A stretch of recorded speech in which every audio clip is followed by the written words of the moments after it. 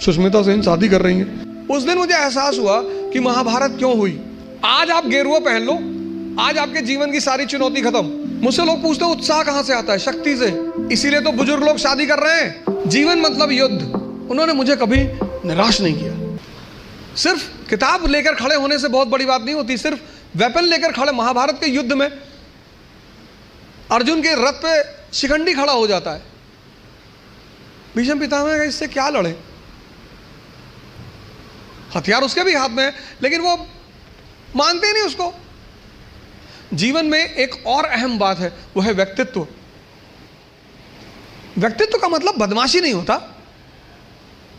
Collar खड़ा कर लिया, 3 बटन खोल ली, चाबी नचाते हुए जा रहे, ये सब नहीं होता। हमारे देश की एजुकेशन सिस्टम ने जिसको सबसे ज्यादा निगलेक्ट, मतलब मैं देखता हूं लोग 4 आदमी के सामने बोल नहीं पाते। कई चीजें हैं जो मैं हर सेमिनार में रिपीट करता हूं, उसमें से एक ये है कि स्टूडेंट, भिखारी और सन्यासी की कोई इज्जत होती नहीं। कि तुम लोग जो अपनी इज्जत बचाने की कोशिश करते हो,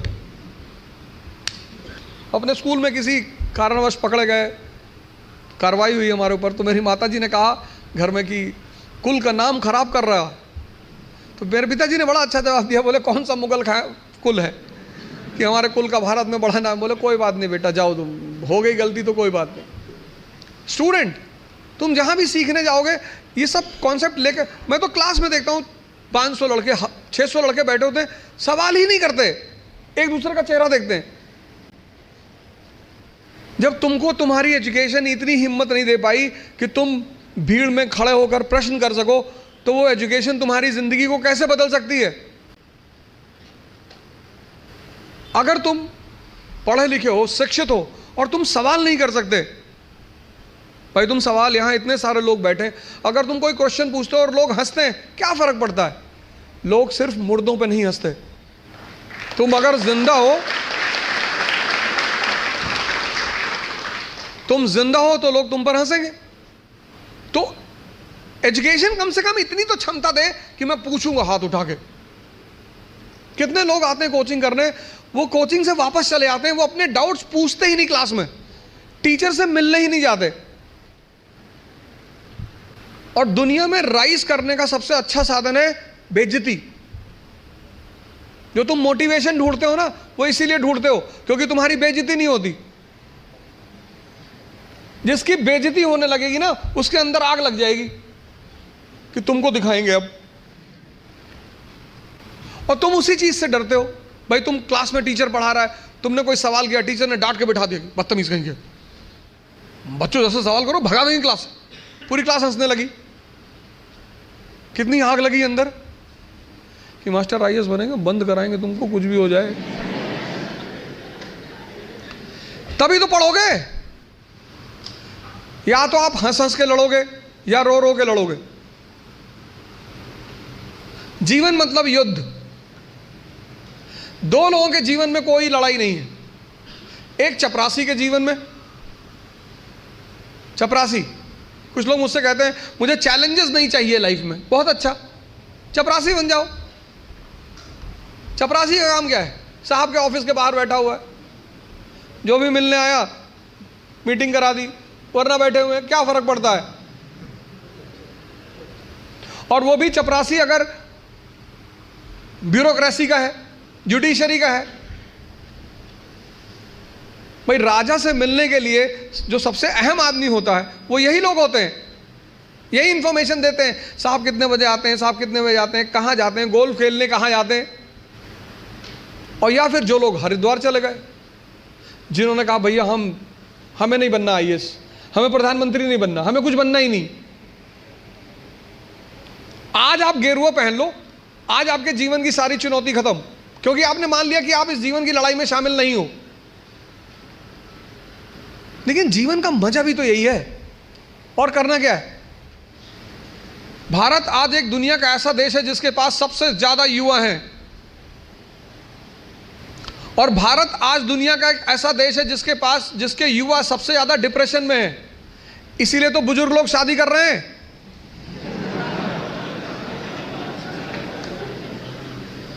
अरे नहीं, मैं नाम क्यों लूं किसी आदमी का? पर अखबार तो सारे लोग पढ़ते हैं ना। डिप्रेस आदमी से कौन शादी करेगा? और जीवन की लड़ाई में दो ताकतें बहुत काम आएंगी, एक मन की और एक शरीर की। तुम जब भी ऊपर उठोगे तो ये ग्रेविटी तुम्हें नीचे खींचेगी ना, ऐसा समाज की ग्रेविटी है। हम जब आईएएस की तैयारी करने गए तो हमारे गांव में हर आदमी, मतलब एक साहब तो हंसना शुरू किया उन्होंने, और हंसते हंसते गिर गए वो। उन्होंने हमसे पूछा दिल्ली क्यों जा रहे हो?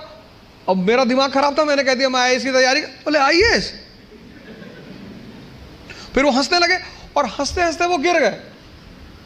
और उस हंसी का इतना रोल रहा मेरे जीवन में, मतलब उस हंसी ने मुझे एकदम मजबूत कर दिया था कि अब आईएएस ही बनना है। उस दिन मुझे एहसास हुआ कि महाभारत क्यों हुई। आपको कोई डांट दे उतना बुरा नहीं लगता, आपको कोई भगा दे बुरा नहीं लगता, जब लोग हंसते हैं ना तब बहुत दर्द होता है। लेकिन मेरे पिताजी ने मुझसे कहा कि आईएएस प्रधानमंत्री बनने वाले आदमी। अरे मैंने कहा यार क्यों चढ़ा रहे हो फालतू में। भगवान का आशीर्वाद से आज भी हमारे साथ हैं, और मैं अगर उनसे कोई भी बात कहता हूँ तो तुम्हारे लिए तो कल ही कर लोगे। तो मैंने कहा सोच रहा है हवाई जहाज खरीद लो। अरे ने कहा भैया जी लेने दो। लेकिन उन्हीं की वजह से, मतलब आज जहां भी मैं हूं उसमें सबसे ज्यादा योगदान मेरे पिताजी का है।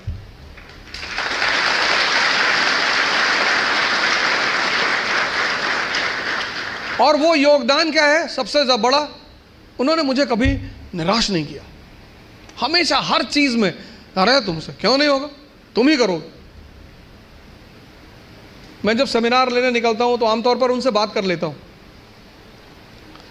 कोई भी मैच हो तो जब मैच खेलने आप उतरते हो ग्राउंड पे तो हर मैच में एक फीलिंग तो रहती ही है। मैं उनसे बोलता हूं कि यार सेमिनार है, हाँ ठीक है तुम जाओ, तुम एक दिन यूएन में भी बोलोगे। और वो चीज इतनी उत्साहित कर देती है। तो मैं सब लोगों से यहां रिक्वेस्ट करूंगा कि आप योग और ध्यान से जरूर जुड़ें। ध्यान किसी धर्म का नहीं है, उस ध्यान पर किसी धर्म विशेष की मोनोपोली नहीं है। ध्यान का सीधा सा मतलब है अपने मन को समझना। आप में से बहुत सारे लोग हैं जो 10 घंटा पढ़ना चाहते हैं लेकिन ये पढ़ने ही नहीं देता होगा। तुम्हारी जीत किस पर निर्भर करती है? अगर इससे तुम्हारी दोस्ती हो गई और तुम जो करना चाहते हो उसमें ये तुम्हें सपोर्ट करने लगा, या तुम उठे सुबह, तुमने डिसाइड किया कि आज मैं 4 घंटे पढ़ूंगा, और तुम्हारा मन तुम्हारे साथ बैठ गया और 8 घंटे बीत गए तुम्हें पता ही नहीं चला, वही तो ब्लेसिंग है। और तुमने टारगेट बनाया कि 6 घंटे पढ़ूंगा और 60 मिनट बाद तुम चाय पी रहे हो, बाहर खड़े हो गए। और चाय पी रहे हो तो बुरा नहीं कर रहे हो, चलो अच्छा कर रहे हो। तुम्हारा जो डिस्कशन है, तुम जब भी लोगों से बात करो तुम ये गौर करो कि किस मुद्दे पे कर रहे हो। सुष्मिता सेन शादी कर रही है, तुम्हारा चाय पीना भी बुरा नहीं है, तुम्हारा डिस्कशन करना भी बुरा नहीं है। बुरा है तुम्हारा मुद्दा। चलो बाहर निकल ही आए, बात कर रहे हो, कोई बात नहीं, तो किसी ऐसे मुद्दे को उठाओ जिससे, और डिबेट का मतलब झगड़ा नहीं, डिबेट का मतलब एक्सचेंज ऑफ इंफॉर्मेशन।